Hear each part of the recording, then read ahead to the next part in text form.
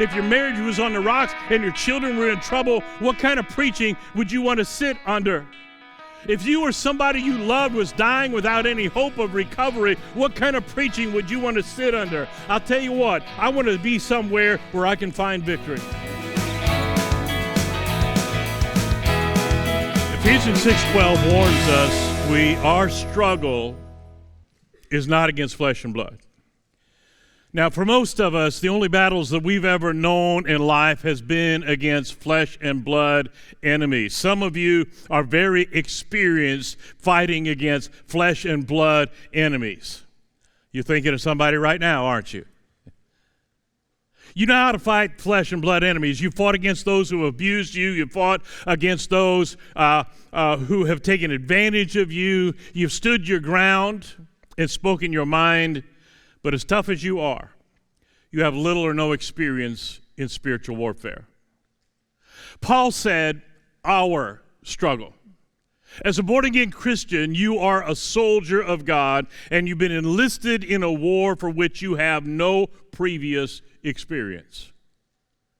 The Apostle Paul says, for our struggle is not against flesh and blood, but it's against the rulers, against the authorities, against the powers of this dark world, and against the spiritual forces of evil in the heavenly realms. You see, God is letting us know that there was something else at work here. There is a conflict in an unseen realm over the affairs of this world and over the details of your life. It is our struggle. While most people are caught up in politics and conspiracy theories and military force, while others are campaigning for their guy and loading their weapons and stockpiling toilet paper, God is letting us know that even those things are being manipulated by unseen spiritual forces. What is happening in our world today is a part of a much bigger picture that is not visible to the naked eye. It is a war between righteousness and unrighteousness. As a believer, you've been ushered to the front lines of this war, and you're now in a fight with spiritual enemies. Spiritual enemies can't be defeated with temporal weapons. Are you listening to me? You can't outpunch them, you can't outshoot them, and you can't outvote them, but they can only be defeated using spiritual weapons. What I'm telling you is you need to learn how to fight in a new way. You need to learn how to fight in the Spirit. You need to allow God to equip you and then understand how God has equipped you and what you're now capable of doing under His authority that you could never do under your own power. You need to learn how to defend yourself with the shield of faith and how to take out the enemy with the sword of the Spirit. In the days to come, the devil is going to step out in front of you and he's going to challenge you. And when he does, you're only going to have one of two options. You can either surrender to him or you can fight him. We're living in the last days, and in these final days, Satan has stepped into the path of God's church. And he's issued a direct challenge to God's people. He is daring us to take a stand for righteousness, and he's daring us to rise up and be holy. If you search history, you'll find that this world hasn't changed much. God's people have always been surrounded by sin and hatred and death. They've always been threatened by at the focal point of attack. When Satan is cast from heaven, he declared war on God's creation and more specifically on God's people. And it's a war that will never end until our great general comes riding in on a white horse. The Philistines were evil people. They stood for everything that God's people stood against, and they stood against everything that God's people stood for. But when Goliath and his brothers threatened the nation of Israel and issued a challenge to them, instead of taking a stand, God's people took a knee. But that's what most people do. In the name of peace, most people just surrender. They allow the enemy to have his way and offer no resistance. That's why our world is in the shape that it's in. It's why our families are in the shape they're in. Refusing to fight the enemy, we have backed up and backed down and compromised until we have no place to go. In this 21st century, good is called evil, and evil is called good. God's church has become the minority. We become the silenced and the stifled. And if ever we do take a stand for righteousness, we're condemned as troublemakers, and we're accused of being opposed to the rights and the freedoms of other people and a threat to the peace of our society. So in return, many of God's people have just surrendered. We're threatened to maintain our silence. We're intimidated by the vocal majority in hopes that we'll keep from sharing the gospel. Our freedom of speech and our freedom of religion has been stifled, and it has some Christians kneeling in submission. Listen to me. You will never find victory if you bow in submission to Satan's threats. You'll never find victory if you run and hide like a coward, but if you're ever going to be victorious, you have to take a stand and go on the offensive and take the fight to the enemy. Sometimes you have to fight the bully. Many years ago, when Jimmy was just a boy, he was being picked on by the neighborhood bully. He'd come home whining and crying. Now, in his defense, she was a good-sized girl. I'm just kidding. This bully would tease him and poke him and punch on him, and he would just stand there and take it, and then he would come home all upset. I finally told him, if the bully can do all of those things to you without you doing anything back, he's never going to stop. So he said, well, what should I do? And I told him, you just might have to fight the bully, but fight to win. Don't wrestle with him. Don't dance around. But curl up your fist and punch him right square in the nose. Now that goes against modern parenting, doesn't it? I never encourage my kids to fight. I never encourage them to pick a fight or to get into fights. But I did tell them, if you are ever forced into a fight, make sure you win. There are times in life when we have to stand up to the bully and maybe even fight the bully. We've all had to face bullies at one time or another, whether it was when we were 10 years old on the playground, or the bully at work who tries to push his responsibilities on us, or even the bully in our community who intimidates people to do his will. Bullies are bullies because they have found success in being a bully. As a bully, they find that most people don't want to fight. Most people will become afraid, and most people will give in to their demands without any fear of recourse. They can hit you, but they know you're not going to hit back. They found success in being a bully, so they've stayed a bully. I remember a time when church people were people of power and authority. You didn't mess with God's people. Everybody knew where the church stood. Everybody knew where God's people stood. They were a holy people. They walked differently, and they talked differently, and they lived differently than the rest of the world because Jesus had made a difference in who they were. They were washed in the blood, set free from their sin, and no longer under the enemy's control. Their past was gone, and they were a new man or a new woman. Everybody around them knew that they were saved because their demeanor had changed, and their language had changed, and their habits had changed. Their hangouts changed, and their friends changed. But even more evident, they were no longer afraid of the enemy. They would fight for what was right. They would fight for their marriage, and they would fight for their children and fight for their country. But in this modern age, since so much of the world has seeped into the church and so much of God's presence has left it, God's people have become weak.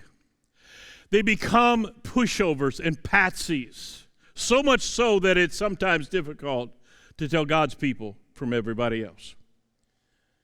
We surrendered to the bully. We've compromised our position and bowed to the enemy's demands. We've lost our courage. We don't want to be offensive, and we don't want to be divisive, so we become inclusive. In our desire to fit into the world, to be politically correct and socially acceptable, to remain at peace with the world, we've lowered our standards, and we compromised on the most basic fundamentals of our faith. 1 Peter chapter 2 says, "To you who believe, Jesus is precious. But to those who are disobedient, he is a stone of stumbling and a rock of offense. Jesus is offensive to sin. He is offensive to those who practice evil. He is a stone of stumbling to those who attack the gospel. But we're his people and we don't want to be offensive. So we water down the gospel. We've recreated Jesus as a passive and weak man so the lost won't stumble over him. And we've rewritten the gospel so those who serve sin won't be offended by the cross. God's people once understood that all sin was offensive to God and bore a steep price. But now in the name of peace, we've surrendered. We become to excuse sin and our weaknesses. The bully has stepped in front of us and we have bowed in submission. Satan has stepped into our path. He's trespassed on our territory. He's entered into our homes and into our schools and into our government, and he has dared us to take a stand. But instead of being people of faith, we have become people of fear, and we've submitted to the bully. We don't witness at work because we're afraid we'll get in trouble with our boss. We don't pray in public because somebody's told us that we're not allowed to. We don't defend our God or our faith in our community because we're afraid that somebody might think we're a fanatic, and we have surrendered to the bully. There's some who are convinced that compromise is the answer. Let's just sit down at the peace table. Let's work some things out. Let me tell you something. When you compromise, you give up something. They're convinced that we can be in harmony with God and belong to the world at the same time. They believe that they can live their life in the middle of the road and play with sin, and when they need God, they just call on him, and God will be there to help them, and then give them heaven someday when they die. They don't see the need to be in church every Sunday. They think they're okay because they don't get drunk every weekend anymore. They no longer commit the big sins that they used to commit, but they do little or nothing for the kingdom of God. But somehow they're still convinced that they're passing. There isn't much difference between their view of life and that of the world around them. They try to fit in with the church, but they also fit in with the world. But Jesus said in Matthew 6:24, a man can't serve two masters. He'll either love the one and hate the other, or he will be devoted to one and he will despise the other. There is still a line of distinction between those who serve God and those who serve sin. We either live life in the favor of God or we live our life in opposition to him. We either stand with him or we have bowed to the enemy. In this day when Christianity is being challenged and threatened, if you don't stand for God, you have undoubtedly surrendered to the enemy. The Philistines were idol worshipers. They were immoral, unethical, and abusive. They warred with people who had no quarrel with them. They were terrorists. Terrorists isn't a new thing, folks. There have been terrorists around since the beginning of time because the devil has been around since the beginning of time, and he's the original terrorist. The Philistines didn't discern between soldiers and civilians. They didn't discern age or gender, but when they conquered a nation, everyone suffered and everyone died. They had no remorse for their cruelty. They were pure evil, the personification of Satan in the flesh. Goliath the giant was their champion. He was their heavyweight, and he was their hero. If they had a logo, Goliath would have been on it. They would have had, if they had had TV, he'd have been selling beer to their adults and athletic shoes to their teenagers and cereal to their little kids. Verse 8-9 says, for 40 days, Goliath stepped out in front of God's people. And for 40 days, he issued a challenge. He drew a line in the sand, and he dared God's people to cross it. As I studied this, I couldn't help but think that 40 days must have somehow been significant. The time cycle of 40 days can be used to almost perfectly measure the rate of each passing solar year. Ancient writings and artifacts, including certain monuments, make it clear that the cycle of 40 days was once carefully traced. But 40 days in Scripture is symbolic of a time of testing. If you don't think that the Bible was put together by God, I want you to listen to this. Genesis chapter 7, the flood was 40 days and 40 nights on the earth. In Exodus 24, we're told that Moses spent 40 days on the mountain receiving the covenant from God. In Numbers 13, the spies sent out from Kadesh Barnea spent 40 days assessing the promised land. In Deuteronomy 10, after his people had sinned with the golden calf, Moses once again spent 40 more days on the mountain. In 1 Kings 19, Elijah, sustained by the food he was fed by the angel of God, fled for 40 days to Horeb. In Ezekiel 4, Ezekiel laid 40 days on his right side for the sin of Judah. In Jonah 3, Jonah cried out to the Ninevites to repent before God for 40 days. In Matthew 4, Mark 1, and Luke 4, Jesus was tempted in the wilderness for 40 days and 40 nights. In Acts chapter 1, Jesus spent 40 days on earth after his resurrection, proving that he indeed was alive and that he was the Messiah. 40 days is significant as a time of testing and a time of trial. If you have a problem for an hour, you can usually handle it. If you have trouble for a day, you'll probably be able to deal with it. If you're under a siege for a week, you might whine to your friends about it on Facebook, but you'll be able to get through it. You may be in the fight of your life for a month, but be able to muster enough strength and energy to bear it. But after 40 days have passed and your problem is still there, you begin to understand that this thing that's come against you isn't going away without a fight. You begin to understand that what you're dealing with is no idle threat or temporary setback, but after 40 days, you realize that this thing that has come against you isn't going to disappear on its own, and you begin to understand that without the help of God, you might lose this battle. My brother Bob was supposed to preach here today, but because COVID's going around again, his doctor felt that it was best that he stay at home. It was over 4 years ago that he was diagnosed with cancer. Since then, he's undergone multiple tests, multiple surgeries, and many, many rounds of chemotherapy. And every time he thought that he had it licked, it would come back. And now he is in stage 4. Most people, when facing what he's facing, would just roll over and die. But my brother, who has been saved longer than me, and who has pastored longer than me, knows how to fight. He said to me, "It is what it is, and I'll do what I need to do.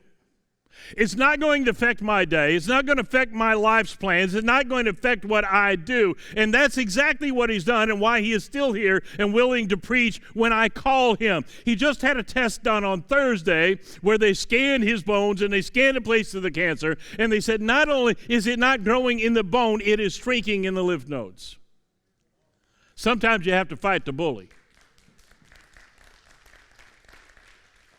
It's in these times of challenge that you and I have to decide if we're going to stand or if we're going to kneel. You have to decide if you're going to fight or surrender. When the enemy confronts you, you can't bury your head in the sand or turn and run the other way, but you have to deal with the reality of your situation and the reality of your relationship with God. You have to come to grips with your faith, what you believe and what you don't believe, and then pray to God to help your unbelief. For 40 days, Goliath said, "Let someone fight me, and the loser will be servant to the winner." Goliath sounded confident, but bullies always do. Listen closely. Satan is a bully. And like most bullies, he doesn't want to fight you. He just wants to scare you. His success wedges on your fear. He wants to bully you into submission. He wants you to become so afraid that you forget that God has already defeated him.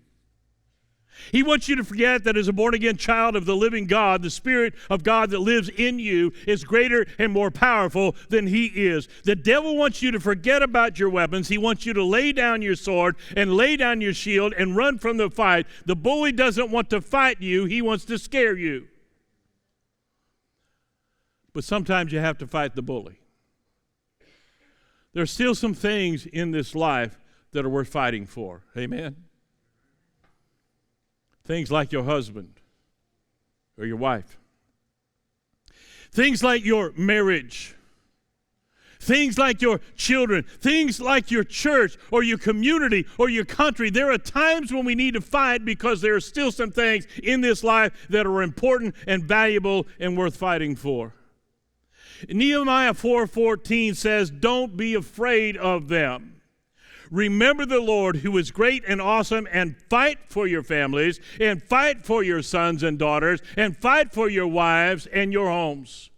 Don't be afraid. Remember who you're serving. God's people need to get their fight back. Instead of being a bunch of namby-pamby, prissy sissies, God's people need to get some grit in their craw and some bone in their backbone and stand up to the enemy. Don't let him have your marriage. Don't let him have your children. Get some fight in your fight.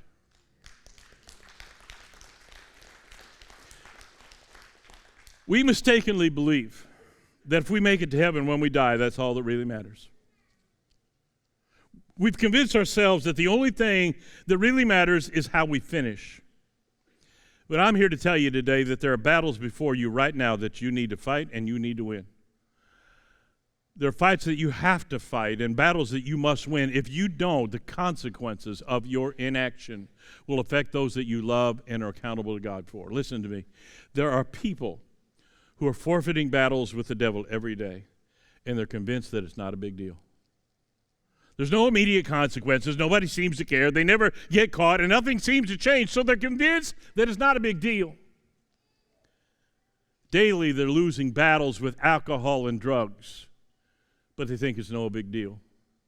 They're losing battles with immorality and pornography. They're losing battles with anger and jealousy. They're losing battles with their tongue and with their emotions, but they believe that as long as they end up in heaven when they die, none of it matters.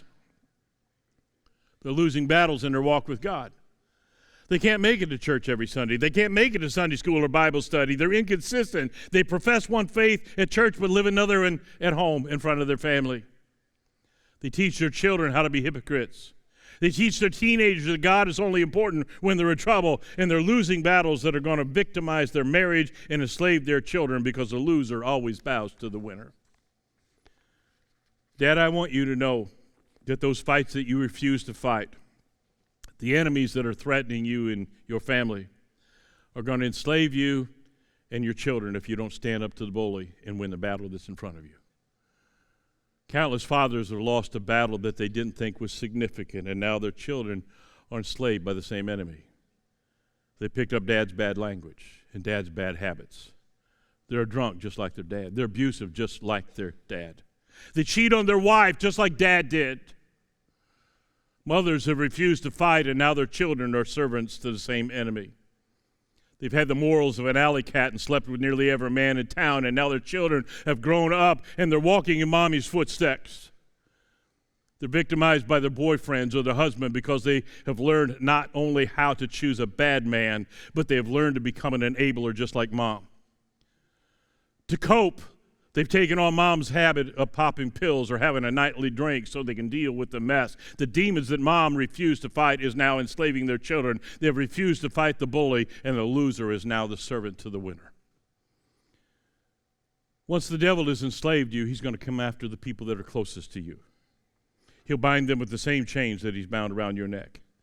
He'll inflict on them the same wounds that he's inflicted on you. They'll have the same struggles and the same weaknesses, all because you thought it wasn't important to win the battle that was in front of you. Mom and Dad, this isn't just your fight. You're fighting for your children. You're fighting for your grandchildren and for your great-grandchildren, because the Bible says in Numbers 14:18 that the iniquities of the father shall be visited upon the children to the third and fourth generation. You see, dysfunction breeds dysfunction. There are generational sins that have been destroying our families for decades, all because somebody didn't think that it was important for them to fight the bully. If you don't defeat Satan, you're going to serve him, and so will your family. What horrible nightmares are you passing on to your children and to your grandchildren because you have refused to fight? 40 days Goliath challenged the Israelites, but nobody stood up to him. Now, it's normal not to stand up to Satan today. It's politically correct. It's socially acceptable. Nobody blames you if you don't. Many people will complain about you if you do, so a lot of people just take a knee.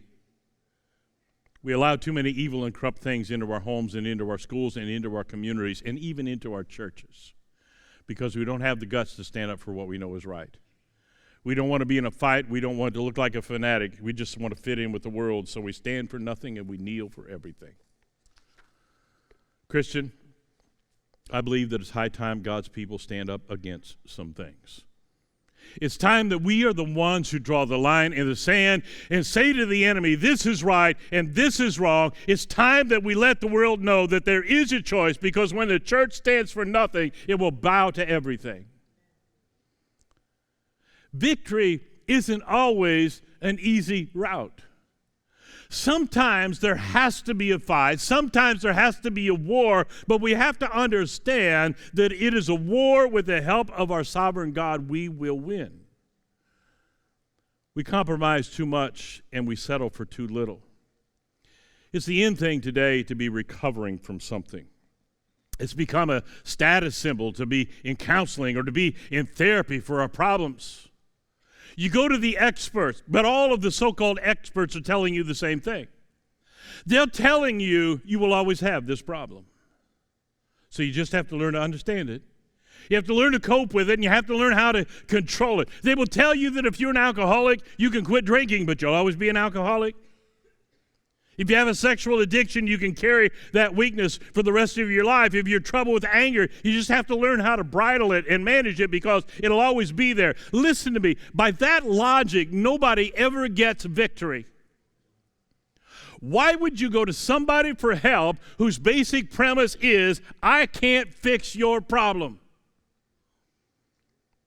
If your car broke down, and you took it to a mechanic, and that mechanic told you, well, here's the problem. I found it. I can't fix it, but I can help you cope with it. Your engine's making this loud, clunking noise, but if you turn the radio up real loud and roll the windows down and put your hands over your ears, your car is pulling to the right, but if you just put both hands on the left side of the steering wheel and pull down real hard, you would find a new mechanic, wouldn't you? What kind of preaching do you want to sit under? If our nation was under attack and Christians were being imprisoned and executed for their faith, what kind of preaching would you want to sit under? If the enemy was attacking your home and your family, if your marriage was on the rocks and your children were in trouble, what kind of preaching would you want to sit under? If you or somebody you loved was dying without any hope of recovery, what kind of preaching would you want to sit under? I'll tell you what, I want to be somewhere where I can find victory. Jesus said in John 8:36, if the Son sets you free, you are free indeed. I don't think you heard me. When Jesus sets you free, you are no longer a captive, you are no longer enslaved, and you are no longer in recovery. Somebody needs to say amen. The key to victory is your resistance. You have to know what you believe and what you don't believe. You can't fake it. You have to know who you believe in. You have to know the King of Kings. You have to know the sovereign God of heaven and earth. And when you do, and the enemy confronts you and challenges you, fight the bully. Stand up, stand strong, and fight to win. Cross the line, fire the first shot, and then finish the job with the confidence that the battle you are facing is the Lord's, not yours. And He'll deliver the enemy into your hands.